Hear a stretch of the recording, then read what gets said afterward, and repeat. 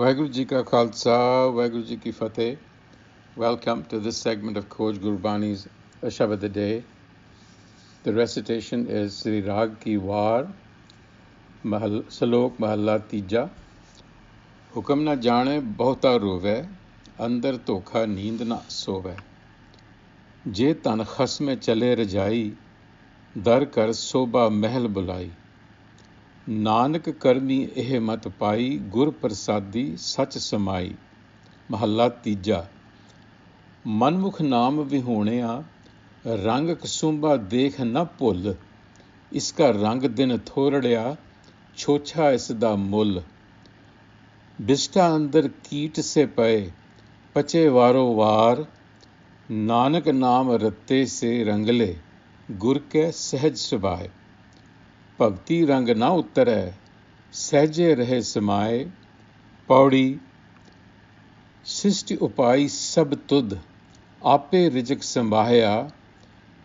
एक वल छल खर के खावंदे मोहों कूड़ कुसत तिनी ढाया। तुद आपे भावे सो करै तुद उत्ते कम ओए लाया। इक ना सच बुझाउण तिना अतट भंडार दिवाया। हर चेत काहे तिन सफल है अचेता हाथ तड़ाया। This passage draws a contrast between two states of awareness or orientations, if you will, that we experience as human beings. In Gurmat, these are called manmukh or mind-centered or self-centered or ego-centered, and Gurmukh being guru-centered or guru-facing. These orientations are also called Taat and Live, respectively. So being a manmukh, or living in Taat, is the natural state of ego consciousness with which we are all born. The manmukh outlook on life is also called Duja Pai, love of the other. And the other here is an obvious reference to Haume, the sense of self. And this signifies a self-alienation that is at play. The ego being deceived into believing that it is a separate, autonomous sphere of experience.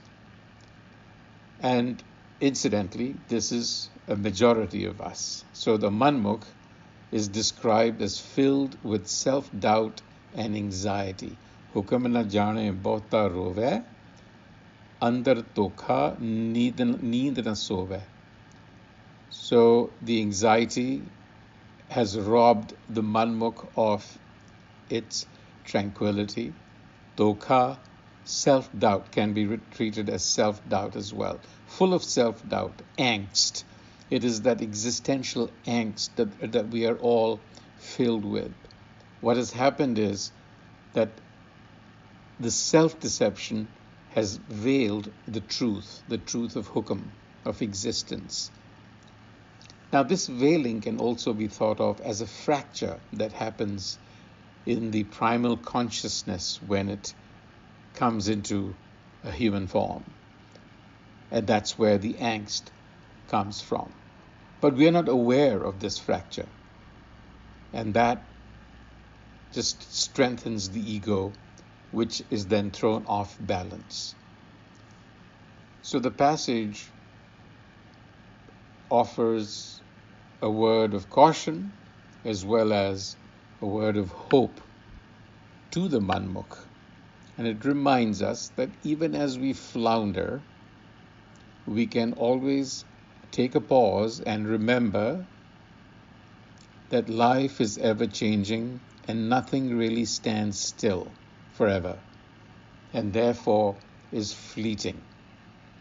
Rang kasumba dekh na pul, don't forget.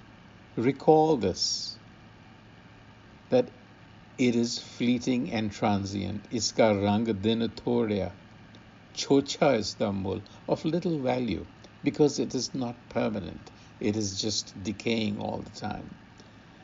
Understand that you are being deluded and led astray by the ego. Duje lage pach moe.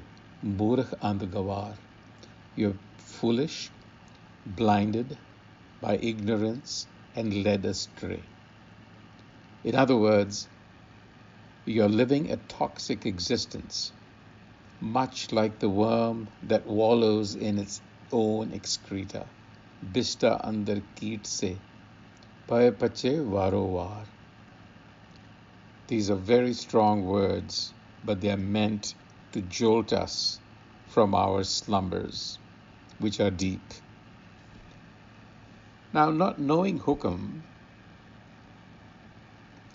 is to be cut off from the universe, that is, nature around us, which actually brought us forth and from which we sprang, essentially.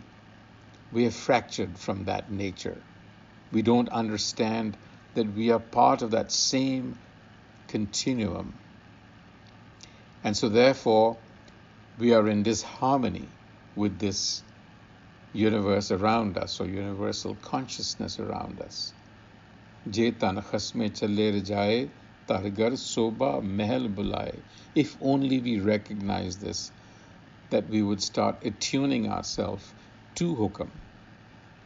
And so when we reorient the mind and retranslate our personal experience in the language of Hukam, then we begin to establish a dialogue with universal consciousness, which is the self within. And gradually our self-awareness grows, and we learn to re-identify ourselves with our real, authentic source. And through this growing awareness of Hukam as the agency of natural law, we begin to perceive, we begin to understand how nature's own rhythms and cycles are reflected in our lives. And we can then form a direct and interdependent relationship with a universe that we will find elegant, and we will find it to be impartial and evolving all the time. That really is our true nature. We are elegant beings, meant to be non-judgmental and always evolving. This is the game, and the Pauri reminds us that this is the play of roles, of Manmukh, of Gurmukh. It is all within Hukam. We are destined to play different roles, but we can avoid our fate, the fate of a Manmukh, by learning to make the right choices and adopting the insight of the Gur enlightener. It is only through adopting that insight, Gur Prasadi, which is graced upon us, which is a gift. It is only through the vision of the Gur enlightener, that Sach Samai, that we will identify and unite with ourselves and begin to harmonize ourselves with Hukam. With those thoughts, until the next time, Vaheguru Ji Ka Khalsa, Vaheguru Ji Ki Fateh.